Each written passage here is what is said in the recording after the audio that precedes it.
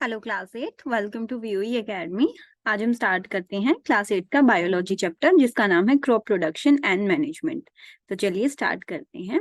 इसका थोड़ा सा पार्ट आपको आगे जाके भी काम आएगा। तो जितना हम अपना बेसिक्स को क्लियर करते जाएंगे, जितना हम शुरू से चीज़ों को बहुत अच्छे से पढ़ते जाएंगे, तो आगे जाके हमें क्लास 10th में और क्लास 12th में आगे जाके प्रॉब्लम नहीं आएगी।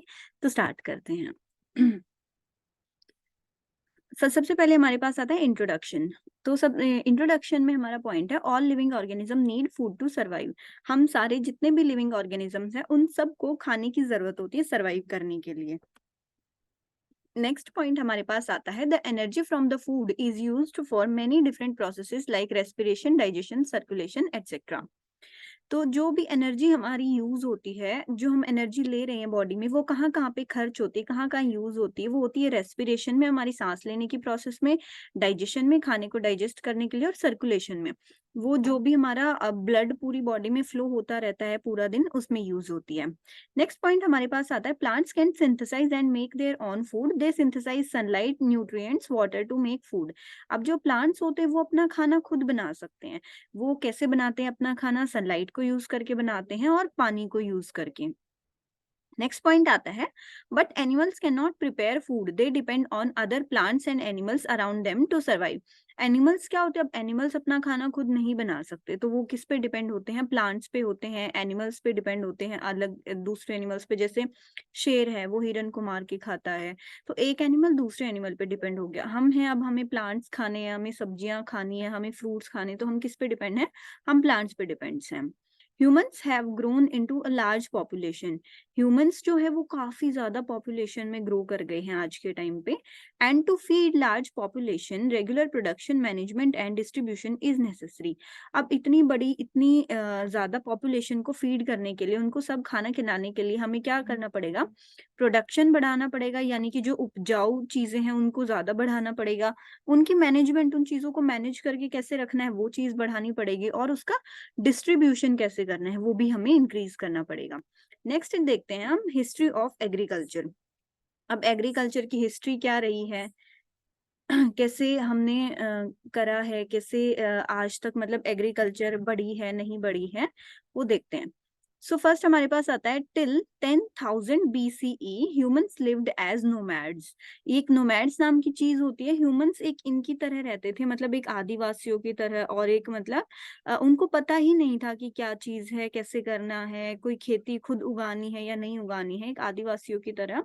और एक मतलब जो आवारा लोग होते हैं उसकी तरह वो लोग रहते थे, उन्हें नहीं पता था। नोमैड्स का जो प्रॉपर हिंदी मीनिंग होता है वो तो होता है कि खाना बदोश। उन्हें नहीं पता था कि क्या उगाना है क्या नहीं उगाना है। अब नेक्स्ट देखते हैं they travelled around, living lived temporarily in areas utilising nature for other food and shelter.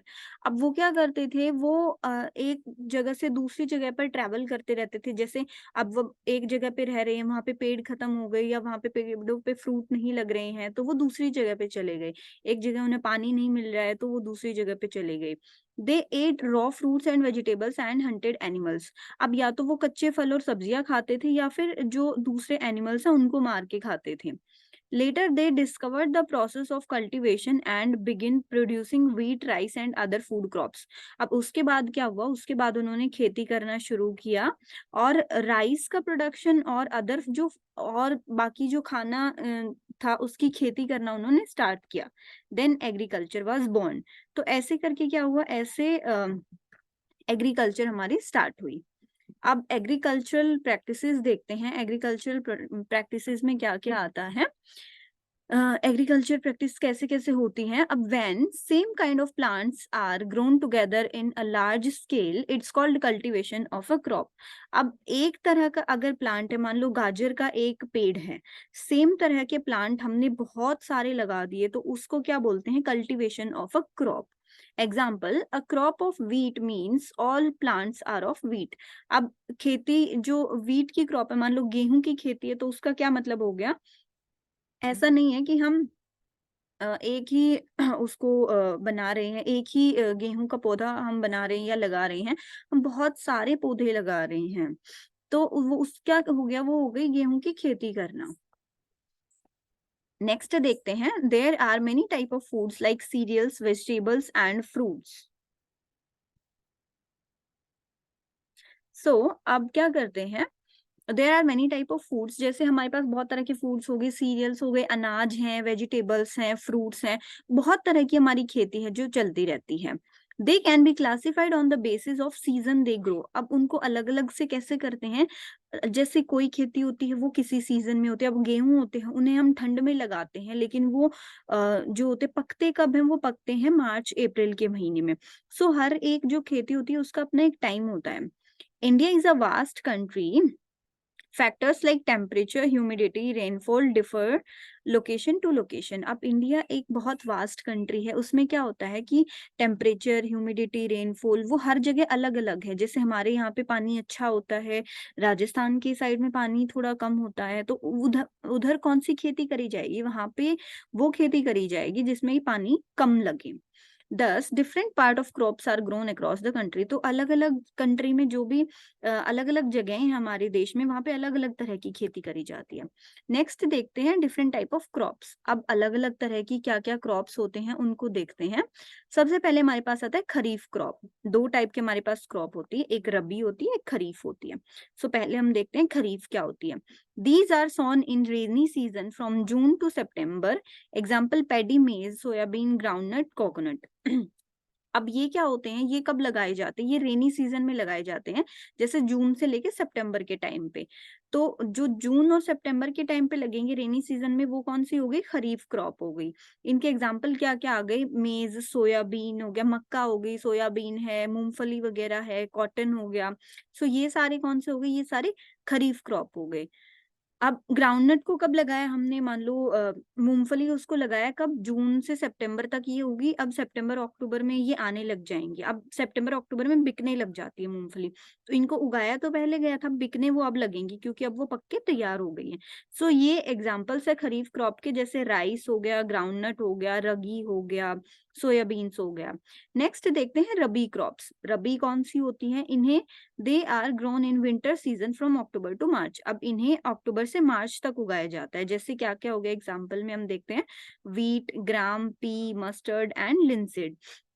अब ये जैसे गेहूं हो गया, मटर हो गई, ग्राम्स हो गए, चने हो गए, और हमारी हो गई सरसों। ये कब उगती हैं, ये हमारी ठंड में लगाई जाती है और ये गर्मी तक पकती हैं।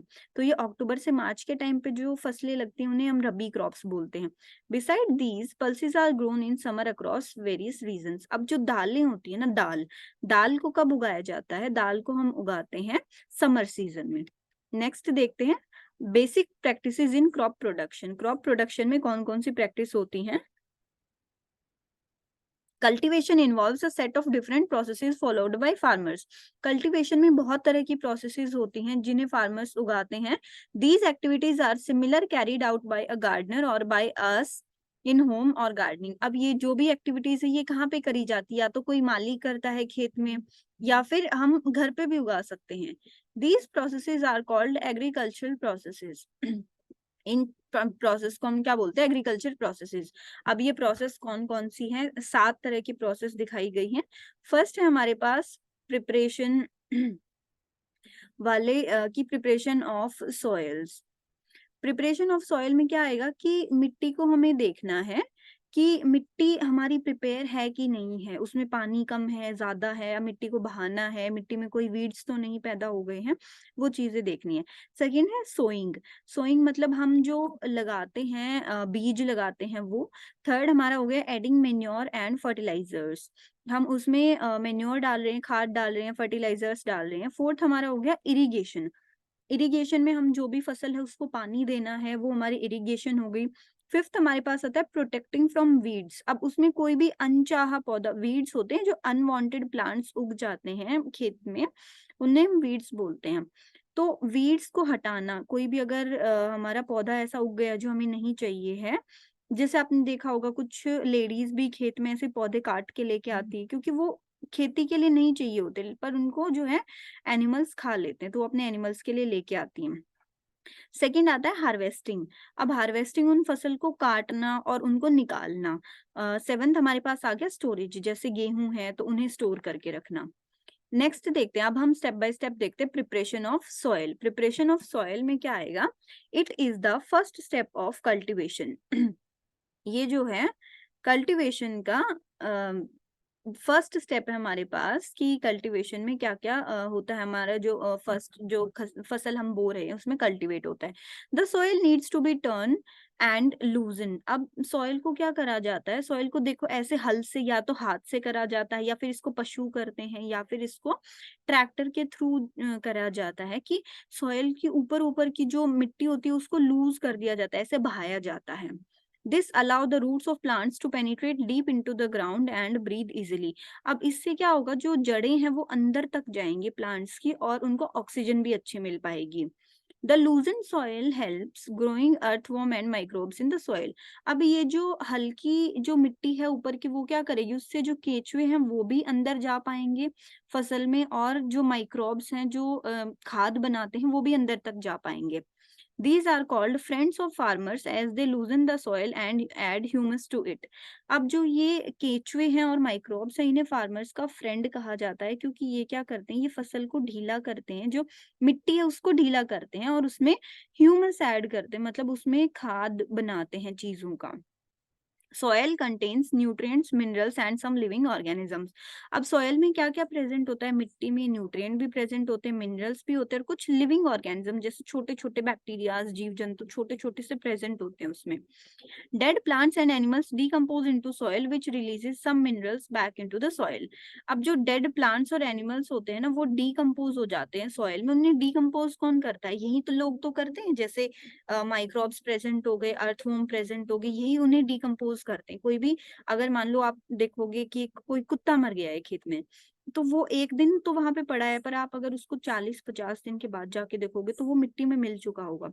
तो उसे डिकम्पोज यही लोग करते हैं। नेक्स्ट हो गया है प्लॉइंग।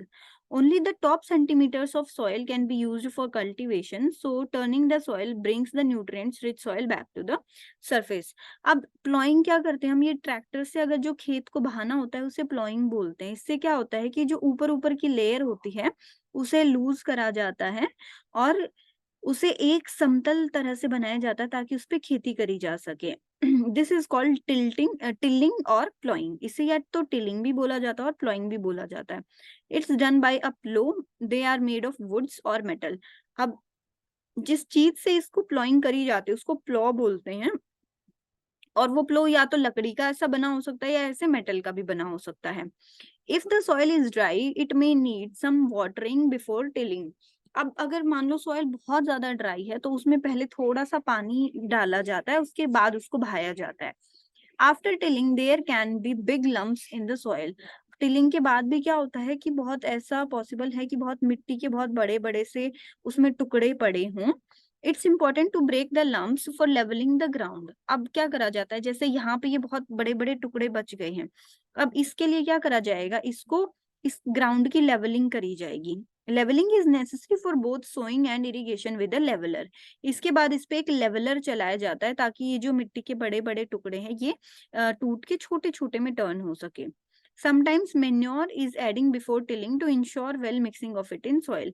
कई बार क्या करा जाता है कि खेत को बहाने से पहले उसमें खाद डाला जाता है, जो नेचुरल खाद होता है जो गोबर से बनता है, वो खेत में डाला जाता है ताकि वो पूरे में मिक्स हो सके। नेक्स्ट देखते हैं एग्रीकल्चर इम्प्लीमेंट्स। एग्रीकल्चर इम्प्लीमेंट्स में क्या आता है, ploughing and levelling is very important, कि खेत को बहाना और उसको लेवल करना बहुत इंपॉर्टेंट है। The lumps in soil needs to be broken down for a better yield. अब जो लंप हैं, जो मोटे मोटे टुकड़े हैं, उनको छोटे छोटे में तोड़ना बहुत जरूरी होता है। ये बहुत सारे टूल्स के थ्रू किया जा सकता है, जैसे कि प्लॉ हो गया, हो गया और कल्टीवेटर हो गया। इन चीजों से हम उनको एक जैसा कर सकते हैं। नेक्स्ट देखते हैं प्लॉ। अब प्लॉ किस चीज के लिए यूज होता है, क्या है, हमने पढ़ तो लिया है, इसको डिटेल में देखते हैं। This is being used since ancient time for tilling the soil, adding fertilisers to the crop, removing the weeds and turning the soil. अब ये किस चीज के लिए यूज होता है, सबसे पहले तो टिलिंग द सॉइल, सॉइल की टिलिंग के लिए यूज होता है। अब जो खाद है उसको मिक्स करने के लिए होता है, वीड्स को हटाने के लिए, जैसे कि अलग अलग हमारे उसमें अनवांटेड प्लांट्स पैदा हो गए हमारी क्रॉप में, तो उसके लिए यूज होगा। एंड टर्निंग द सॉइल, जो भी मिट्टी है उसको टर्न करने के लिए यूज होगा।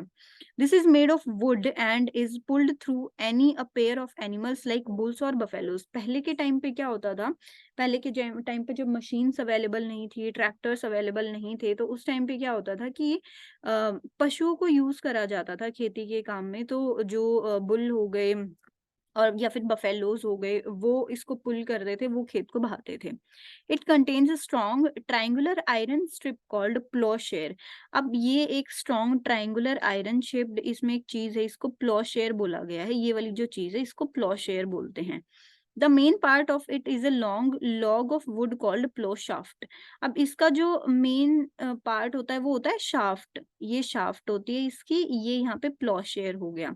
देर is a handle at the end of plough shaft, यहाँ पे शाफ्ट के एंड पे एक हैंडल होता है। The other end is attach to a beam which is placed on bull's neck. ये जो अदर एंड होता था ये वाला, ये बुल की नेक पे रखा जाता था।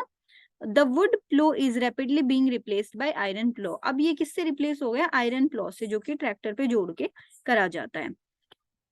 अब क्या आ गया, हो एंड कल्टीवेटर्स। हो क्या चीज है, it is a simple tool which is used for loosening soil and removing the weed. अब ये किसके लिए करा जाता है, ये एक सिंपल टूल है, वुड का या आयरन का बना होता है, ये दिखाया गया है, ये हो होता है। तो ये किस लिए काम आता है, वीड को रिमूव करने के लिए और सॉइल को लूज करने के लिए। इन सब का काम एक ही है, लेकिन इनमें एडवांसमेंट होती गई कि पहले के टाइम पे कुछ और यूज होता था, फिर हो आया है, उसके बाद कल्टीवेटर आया है। A strong board and a bent plate of iron is fixed on one of its end and work like a blade. अब ये एक strong जो एक प्लेट है, ये ऐसी सी प्लेट इसके एंड पे लगाई जाती थी और ये एक ब्लेड की तरह काम करती थी। मान लो अब इसको डायरेक्ट आप किसी पेड़ के नीचे मारोगे, जो छोटा पेड़ है, तो वो पेड़ निकल के बाहर आ जाएगा, जो वीड्स होते हैं उन्हें निकालने के लिए। अब आज के टाइम पे जो चीज यूज होती है वो कल्टीवेटर है। Now ploughing is done by tractor with a cultivator attach to it. अब प्लॉइंग किस चीज से करी जाती है, अब प्लॉइंग करी जाती है कल्टीवेटर से। It saves both labour and time, ये जो है आदमी की मेहनत भी बचाती है और टाइम भी बचाती है। नेक्स्ट हमारे पास आता है sowing, sowing of seed. Sowing of seeds में क्या आता है हमारे पास, सोइंग ऑफ सीड में आएगा कि हम कैसे लगाते हैं जो भी हमारे पास बीज हैं।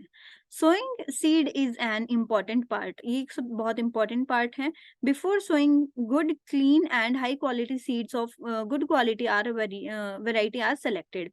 अब जो है बीज लगाने से पहले हमें क्या देखना है कि जो बीज हम लगा रहे हैं वो बहुत अच्छी क्वालिटी का होना चाहिए। The seeds that give high yield are more preferred, जो बीज सबसे ज्यादा उपजाऊ होते हैं उन्हें हम ज्यादा प्रेफर करेंगे obviously. That to test the quality of seeds try mixing them in a bowl of water. अब अगर हमें सीड की क्वालिटी को टेस्ट करना है तो हमें उसे पानी में मिला के देखना चाहिए। The seeds which are damaged inside become hollow and thus float. अब क्या होता है कि जो बीज नीचे बैठ जाएंगे मतलब वो बीज अच्छे हैं, और जो बीज ऊपर तैरेंगे मतलब वो बीज खराब है। अब क्यों होता है ऐसा, क्योंकि जो बीज मरे हुए हैं वो बीज से खोखले हो जाते हैं, और जो चीज बीज से खोखली हो गई है वो ऊपर तैरेगी, और जिन बीज में वजन है वो नीचे बैठ जाएंगे। नेक्स्ट देखते हैं टूल्स यूज्ड फॉर सोइंग। अब सोइंग के लिए कौन कौन से टूल्स यूज्ड होते हैं, बीज को लगाने के लिए कौन कौन से टूल यूज किए जाते हैं। बीज को लगाने के लिए देखते हैं हम, ट्रेडिशनल टूल पहले हमारे पास कौन सा था, is a shape like a funnel with sharp pipe ends. ये एक फनल की तरह होता था, जैसे एक जो छलनी टाइप से होता है वैसे उसकी तरह होता था, ये छलनी टाइप से ये हो गया। और यहाँ पे क्या होते थे, पाइप होते थे। बीज हम ऊपर से यहाँ से इसमें बीज डालेंगे और ये पाइप यहाँ इसमें से बाहर निकलेंगे, जो बीज है इनमें से बाहर निकलेंगे और वो खेत में अपने आप लगते जाएंगे। The seeds are filled into the funnel, dropping gradually through 3 or 4 pipes. अब ये pipes हैं, इनके थ्रू वो अपने आप गिरते जाएंगे। The sharp edges help pierce the soil and sowing them deep enough. अब ये sharp edges क्या हैं, ये soil में अंदर तक जाएंगे और उसको सीड को लगा देंगे। आज के टाइम पे जो टूल्स यूज हो रहे हैं सोइंग के लिए वो कौन से हैं, सीड ड्रिल्स, इसको हम क्या बोलते हैं, सीड ड्रिल बोलते हैं। Nowadays seed drillers are used connected to a tractor. This sows the seed uniformly. अब ये जो सीड ड्रिलर्स है इनको यूज करा जा रहा है, ये यूनिफॉर्मली जो है बीज को लगा देते हैं। It ensures that the seed are covered with soil after sowing.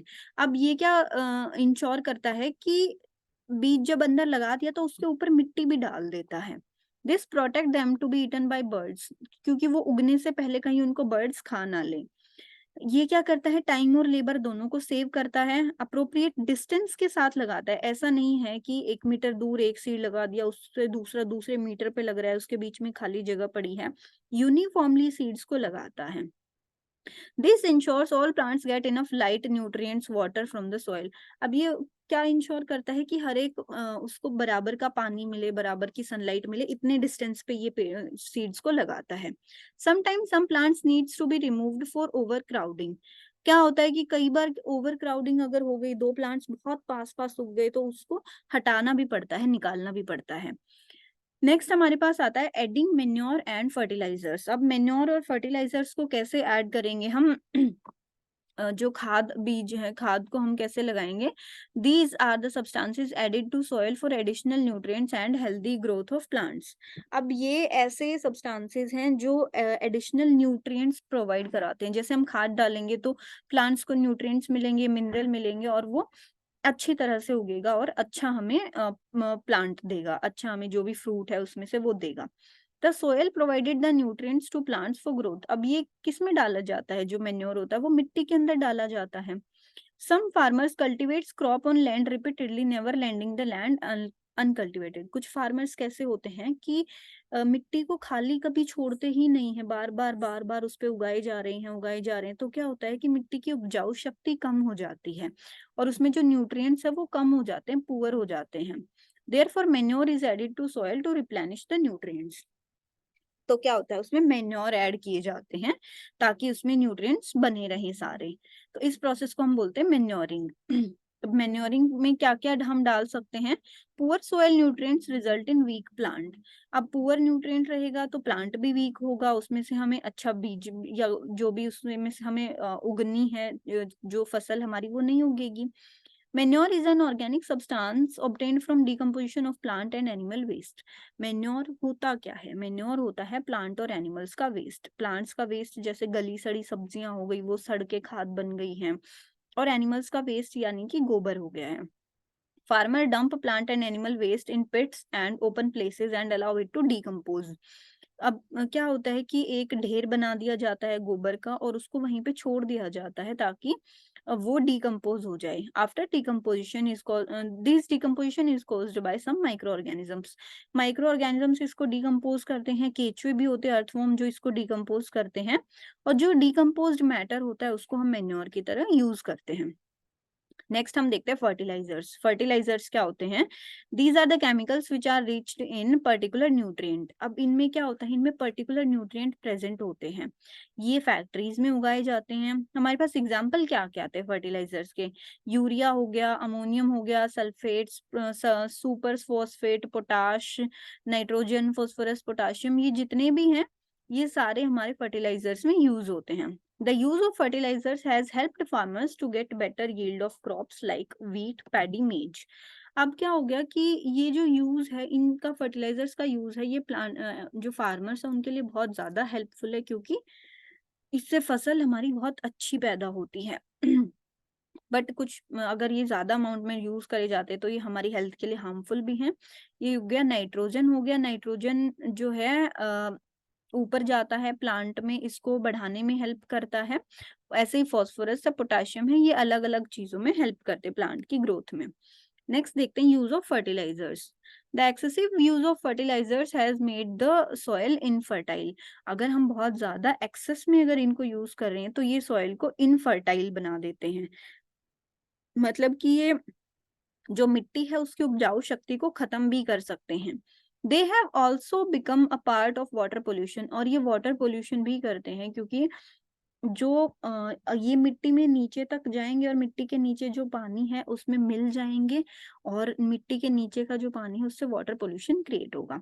Therefore, it's necessary to substitute fertilizers with organic manure or leave the field uncultivated in between crops. अब क्या नेसेसरी होता है कि जो फर्टिलाइजर्स है वो उनमें ऑर्गेनिक खाद का जो मेन्योर है उसका यूज करा जाए, या फिर खेत को थोड़े टाइम के लिए अनकल्टिवेटेड छोड़ा जाए, मतलब उसमें कोई फसल ना उगाई जाए। The use of manure improves the soil texture as well as its water retaining capacity. Manure है जो, यानी कि जो नेचुरल खाद है, वो क्या करता है कि सॉइल के टेक्सचर को बढ़ाता है और उसकी जो पानी की होल्ड करने की कैपेसिटी है उसको बढ़ाता है। It replenishes the soil with nutrients, और उसमें सॉइल में न्यूट्रिएंट्स को ऐड करता है। नेक्स्ट आता है हमारे पास क्रॉप रोटेशन। क्रॉप रोटेशन क्या होता है? It help in replenishing the nutrient in soils. अब ये क्रॉप रोटेशन न्यूट्रिएंट्स को ऐड करता है। क्रॉप रोटेशन होता क्या है, जो हम अलग अलग फसल लगाते हैं, यानी ऐसा नहीं है कि हम पोटैटो लगा रहे हैं तो सारा साल सिर्फ पोटैटो ही उगा रहे हैं उसमें। ऐसा करना है हमें कि एक बार हमने ज्वार लगा दिया, एक बार हमने बाजरा लगा दिया, फिर हमने गेहूं लगा दिया, फिर उसके बाद हमने कोई कपास की फसल लगा दी। तो हम अलग अलग फसलें लगा रहे हैं। अलग अलग फसल लगाने से क्या होगा कि सॉइल को कभी ज्यादा काम करना पड़ रहा है, कभी कम काम करना पड़ रहा है, तो उसके न्यूट्रिएंट्स मेंटेन रहते हैं। Earlier, the North Indian farmers used to grow legumes as fodder in one season and wheat in another. पहले क्या होता था, जो इंडियन फार्मर्स होते थे एक सीजन में लेग्यूम्स लगाते थे और एक सीजन में गेहूं लगाते थे। उससे क्या होता था कि सॉइल में नाइट्रोजन बना रहता था। Farmers are being encouraged to adopt this practice. Farmers को बताया गया कि आप अलग अलग फसलें बहुत ज्यादा ज्यादा टाइम के बाद लगाओ। There is a bacteria called rhizobium. एक बैक्टीरिया प्रेजेंट होता है सॉइल में जिसे राइजोबियम बोलते हैं। These are present in the nodules of fruits of leguminous plant. ये कहाँ पे प्रेजेंट होते हैं? जो लेग्यूमिनस प्लांट्स होते हैं, यानी कि पोटैटो हो गया, यानी कि जिंजर हो गया, ऐसे जो प्लांट्स होते हैं उनकी नोड्यूल्स में प्रेजेंट होते हैं राइजोबियम, और ये एटमॉस्फेरिक नाइट्रोजन को फिक्स करते हैं। तो ये हमारी हो गई क्रॉप रोटेशन, यानी कि जो हो गया ये सारी रूट्स वाली फसलें हो गई। हम ये भी लगा सकते हैं। एक बार पहले हमने ऐसी रूट्स वाली फसलें लगाई, फिर हमने पोटैटो फैमिली की कोई फसल लगा दी, फिर हमने लेग्यूम फैमिली की कोई फसल लगा दी, फिर हमने ब्रासिकस फैमिली की कोई फसल लगा दी। ऐसे हम रोटेशन वाइज क्रॉप्स लगा सकते हैं। मेन्योर के एडवांटेज क्या है? मेन्योर के एडवांटेज देखते हैं हम क्या है। It enhances water holding capacity of the soil. Soil की वाटर होल्डिंग कैपेसिटी को, पानी रोकने की कैपेसिटी को बढ़ाता है।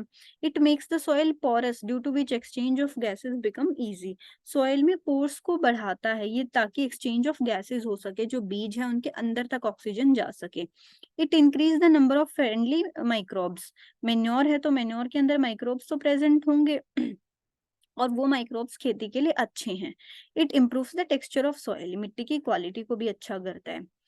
अब आता है हमारे पास इरिगेशन। इरिगेशन क्या होता है? The supply of water to crops at regular intervals is called irrigation. जो हम पानी देते हैं खेत में, क्रॉप्स में, उसको इरिगेशन बोलते हैं। क्यों देते हैं वो पानी? For proper growth and development, ताकि प्लांट की अच्छे से ग्रोथ और डेवलपमेंट हो सके।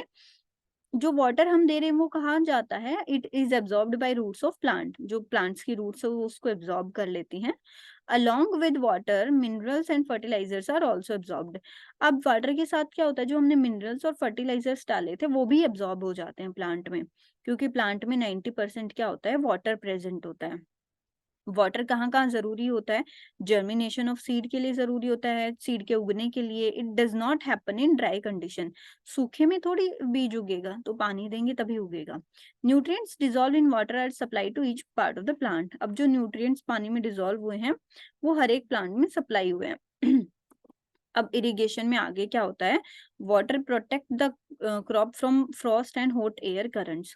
बहुत ज्यादा अगर लू चल रही है तो पानी उसको भी प्रोटेक्ट करता है, और जो मॉइस्चर है उसको बनाए रखता है क्रॉप्स में। The time and frequency of irrigation varies from crop to crop, soil to soil and season to season. अब हमें कितने से कितने टाइम के बाद पानी देना चाहिए, वो किस किस चीज पे डिपेंड करता है? एक तो क्रॉप पे डिपेंड करता है, किसी फसल को ज्यादा पानी चाहिए होता है, किसी फसल को कम पानी चाहिए होता है। फिर मिट्टी पे भी डिपेंड करता है। अगर हमारी मिट्टी बहुत ज्यादा सूखी है तो हमें ज्यादा पानी देना पड़ेगा, अगर वो कम सूखी है तो कम पानी देना पड़ेगा। और सीजन पे भी डिपेंड करता है। जैसे रेनी सीजन है तो उसमें हमें कम पानी देना पड़ेगा, लेकिन अगर गर्मी का सीजन है तो ज्यादा पानी देना पड़ेगा। In summer the frequency of water is higher as the water evaporates more in summer. क्योंकि समर में क्या होता है? वाटर इवेपोरेट्स होता है, इसलिए हमें ज्यादा पानी देना पड़ता है। इरिगेशन के सोर्सेज क्या क्या, हम कहाँ कहाँ से पानी दे सकते हैं? Wells, tubewell, pond, lake, river, dam and canals.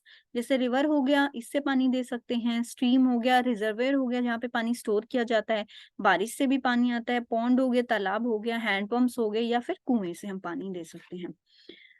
Next देखते हैं ट्रेडिशनल मेथड ऑफ इरिगेशन। पुराने जमाने में पानी कैसे दिया जाता था? The water in different sources is lifted up to different methods and different reasons for taking it to field. पहले अलग अलग तरीके होते थे पानी देने के। Cattle or humans are used as labor, so these methods are cheaper but less efficient. अब क्या होता था कि जो पहले के टाइम पे क्या यूज होता था, पहले के टाइम पे कैटल्स या ह्यूमन पानी देते थे। मतलब कि या तो जो एनिमल्स हैं उनके थ्रू पानी दिलवाया जाता था, या फिर ह्यूमंस पानी देते थे।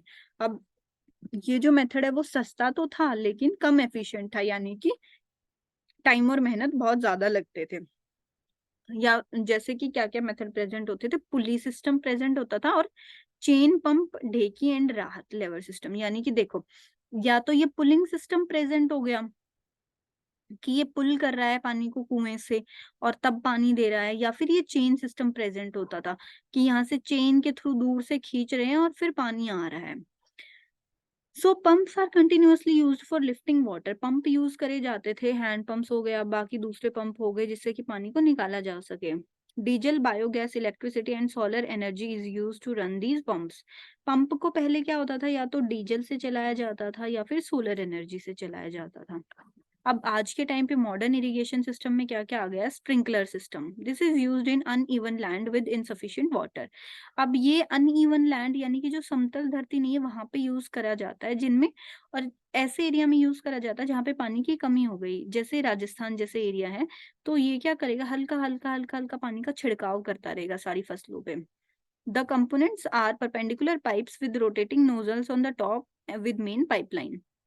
अब ये इनके रोटेटिंग नोजल्स होते हैं और बीच बीच में स्प्रिंकलर लगे होते हैं, और यहाँ पे एक नीचे मेन पाइपलाइन होती है जिससे कि सारे पंप्स में पानी जाता रहता है। इट स्प्रिंकल्स और क्रॉप एज ए फ्रीनिंग। ये जैसे बारिश में पानी गिरता है फसलों के ऊपर, ऐसे ये स्प्रिंकल करता रहता है। It's very useful for lawns, coffee plantation and other crop. तो ये कॉफी वगैरह के लिए अच्छा रहता है। नेक्स्ट क्या हो गया, drip system. In this system water falls drop by drop directly near the roots. अब जैसे ये एक पूरी नाली यहाँ पे लगा दी, इसमें ड्रॉप बाय ड्रॉप पानी गिरता रहेगा, इसलिए इसको क्या बोला गया है, ड्रिप सिस्टम बोला गया है। It is best for watering fruits, garden and trees. ये सबसे ज्यादा किसमें होता है, जो छोटे गार्डन्स हो गए या फ्रूट्स के जो प्लांट है उसमें ज्यादा बेटर रहता है, क्योंकि इससे पानी वेस्ट नहीं होता है। और ये उन एरियाज के लिए सबसे अच्छा है जहाँ पे पानी की सबसे ज्यादा कमी रहती है। अब नेक्स्ट देखते हैं हम प्रोटेक्शन फ्रॉम वीड। वीड कौन से हो गए हमारे, वीड हमारी जो अनवांटेड प्लांट्स हमारे पैदा हो रहे हैं खेत में, उनको हम वीड्स बोलते हैं। ओके, सो नेक्स्ट हम देखते हैं the removal of weed is called weeding. अब वीड को जो हम निकाल रहे हैं, जो उसको रिमूव कर रहे हैं प्लांट से, उस प्रोसेस को हम बोल रहे हैं weeding. It's necessary since weed compete with the crop plants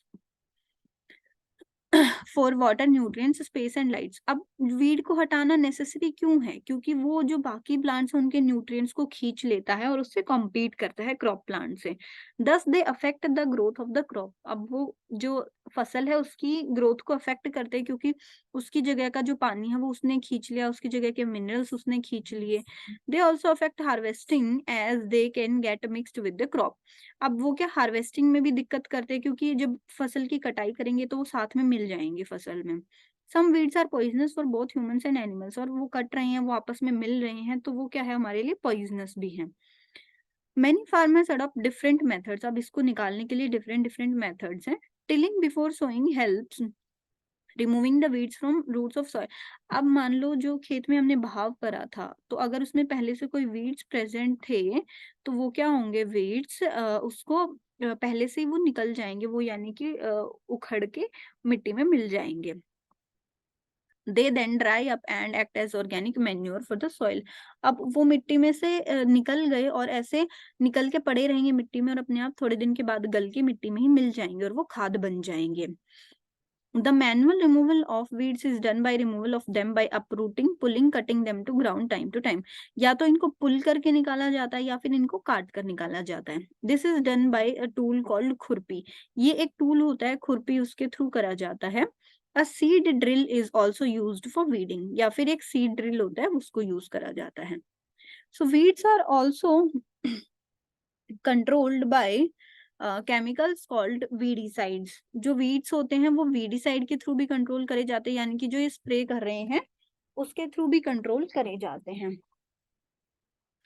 they are spread in the fields to kill the crops. अब ये जो है खेत में स्प्रे करे जाते हैं ताकि जो वीड्स है वो मर जाए या और फिर नेचुरल क्रॉप हमारी बच जाए. The weedicides are diluted with water to extent required so they don't damage the crops.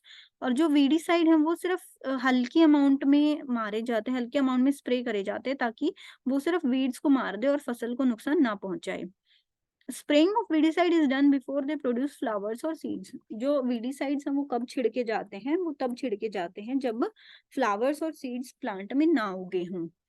Spraying of weedicides affect the health of farmers too. जो फार्मर्स है उन्हें पूरी प्रोटेक्शन लेनी पड़ती है क्योंकि वो फार्मर की हेल्थ को खराब कर सकता है. They should carefully spray them with proper protection gear like mask covering their nose and mouth और with a cloth and glove to prevent further spread. अब इन्हें जो है अपनी पूरी प्रॉपर प्रोटेक्शन रखनी चाहिए, जैसे मास्क वगैरह लगा के, हाथों में ग्लव्स डाल के, ताकि उनकी हेल्थ को खराब ना कर सके. नेक्स्ट हमारे पास आता है harvesting. Harvesting is the cutting of crops after they mature. Harvesting cutting के प्रोसेस को बोलते हैं जब हमारी फसल पूरी पक के तैयार हो जाती है. Crops are either pulled from the ground or cut close to the ground. उन्हें या तो बिल्कुल पुल करके निकाला जाता है या फिर हाथ से काट के बाहर निकाला जाता है. It usually takes 3 to 4 months for the cereals to mature. कम से कम 3 से 4 महीने लगते हैं किसी भी फसल को मैच्योर होने के लिए. Harvesting in our country is mainly done by either manual sickle or machine called harvester. अब मशीन की हार्वेस्टरिंग किस चीज से करी जाती है, या तो मैनुअली करी जाती है या फिर एक हार्वेस्टर होता है उससे करी जाती है. After harvesting the grains and seeds need to be separating from the chaff. अब जो ग्रेन्स जो बीज हैं उन्हें फसल से अलग निकालना जरूरी होता है. This is called threshing and this is done by a machine called combine which act as both harvester and thresher. अब ये कंबाइन मशीन होती है, इसके थ्रू करा जाता है, जिसे हम हार्वेस्टर या फिर थ्रेशर भी बोलते हैं. We have seen some farmers leave the chaff on the field and often burn them. अब हमने देखा है कि कुछ फार्मर जो होते हैं जो नीचे की फसल बच जाती है उसे खेत में ही छोड़ देते हैं या फिर उसको जला देते हैं. This causes pollution and even damages crop by spreading the into uncontrolled fire. अब ये पोल्यूशन तो फैला ही रहे हैं, लेकिन कई बार क्या होता है कि ये आग आसपास की फसलों में लग जाती है और वो उसको खराब कर देती है.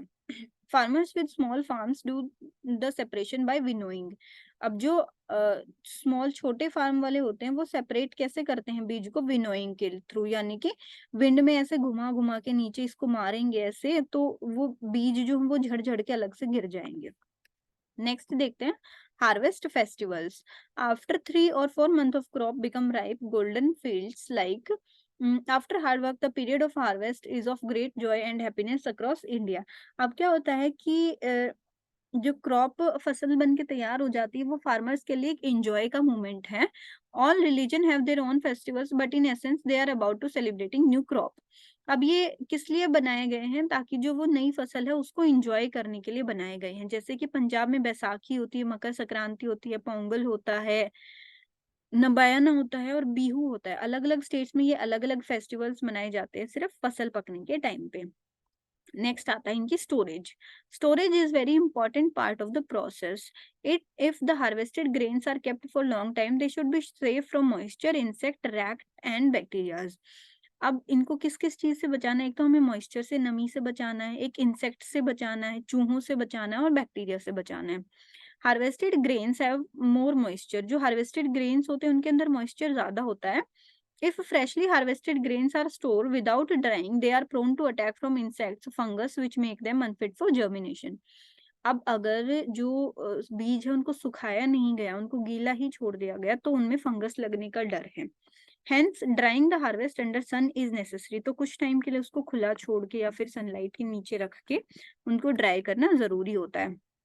Farmers store the grain in jute bags और मेटालिक बिन्स। या तो जूट बैग में इनको स्टोर करके रखा जाता है या फिर जो मेटालिक बिन्स या जिसे हम नॉर्मल घर पे ठेका भी बोलते हैं उसमें स्टोर करके इसको रखा जाता है। In large scale grains are stored in silos and granaries to prevent damage. तो लार्ज स्केल पे जैसे फैक्ट्रीज वगैरह होते हैं उनमें ग्रेनरीज में स्टोर किया जाता है। Dried neem leaves are used to for storing large quality at home. अब अगर हम लार्ज क्वालिटी में स्टोर करें तो उसमें हम कुछ नीम के पत्ते डाल देते ताकि बैक्टीरिया वहां पे ग्रो ना हो। In large godown special chemical treatments are required for protecting them from pest and bacteria. Godowns में क्या होता है या तो उसके ऊपर केमिकल्स छिड़के जाते हैं या फिर उनमें जैसे हम गोलियां वगैरह डालते हैं, कुछ लोग माचिस भी डालते हैं, बहुत सारी ऐसी चीजें उसमें डाली जाती है ताकि उसमें बैक्टीरिया ना लगे। सो ये था हमारा स्टोरेज का पार्ट। अब हमारे पास आता है animal husbandry. Like plants animals also provide food. Plants की तरह एनिमल्स भी फूड देते हैं। In coastal areas fish is also major part of diet. Coastal areas में फिश को खाया जाता है। Animals reared at homes or in farms have to be provided with proper food care and shelter. अब जो animals हैं उनको बहुत अच्छे से हमें शेल्टर देनी चाहिए, केयर देनी चाहिए। When it's done in large scale it's called animal husbandry. अब जैसे डेयरी फार्म्स में लार्ज स्केल पे करा जाता है तो उसे हम एनिमल हस्बेंड्री बोलते हैं। सो यहाँ खत्म होता है हमारा chapter. Thank you so much कि आपने हमारा चैनल यहाँ तक देखा। अगर आपको पसंद आता है तो लाइक करें, सब्सक्राइब करें VOE academy. Thank you so much.